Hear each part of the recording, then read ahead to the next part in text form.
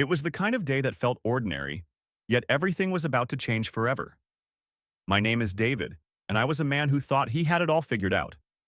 I had a stable job, a house that I was proud of, and a wife I loved more than anything. Her name was Sarah, and she was everything I had dreamed of. When we first met, there was an instant connection. It felt like fate. We had built a life together, one filled with laughter, love, and plans for the future.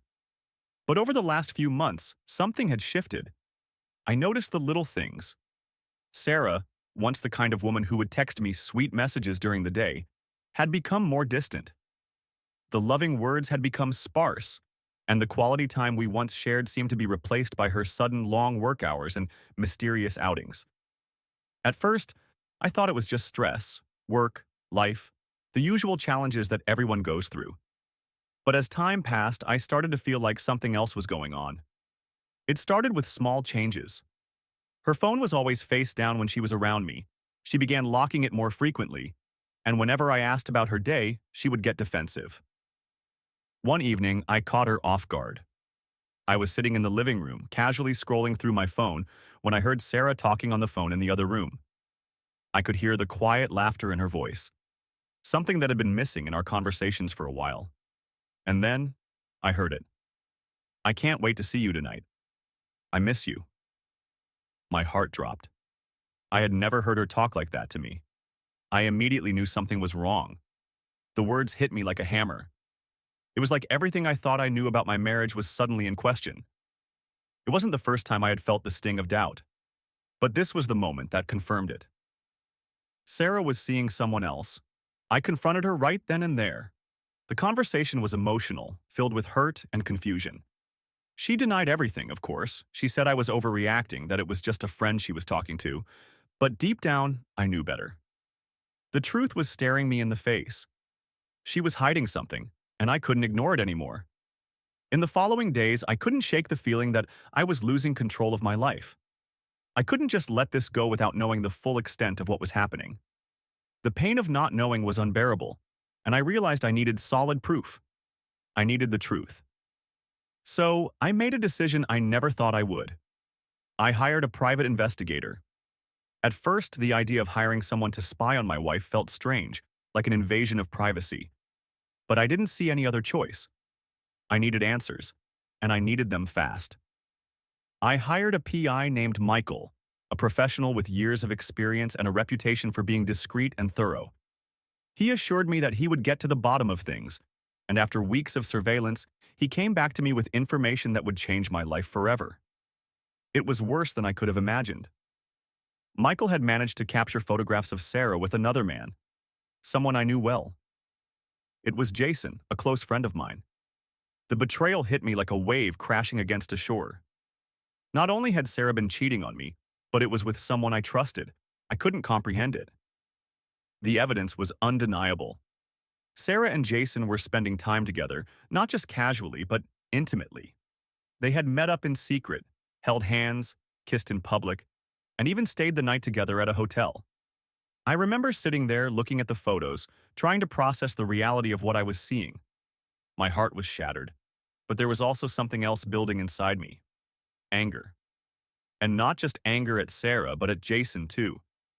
How could he, my best friend, betray me like this?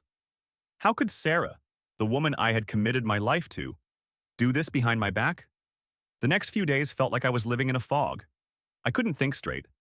I kept replaying the moments we had shared, wondering where everything had gone wrong.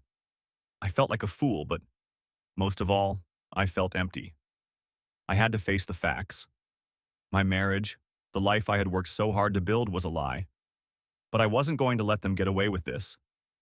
I knew that I needed to confront them, but I didn't want to do it out of rage. I wanted them to understand the weight of their betrayal. I wanted to take back control of my life, and I wasn't going to let either of them get away with hurting me. I needed to make them feel the consequences of their actions. I made a plan. I decided to confront Sarah and Jason at a place that had once been meaningful to us. It was a little cafe by the lake where Sarah and I had spent many weekends enjoying each other's company. The memories of our early days together were still fresh in my mind, and I thought it would be the perfect place to end this chapter of my life.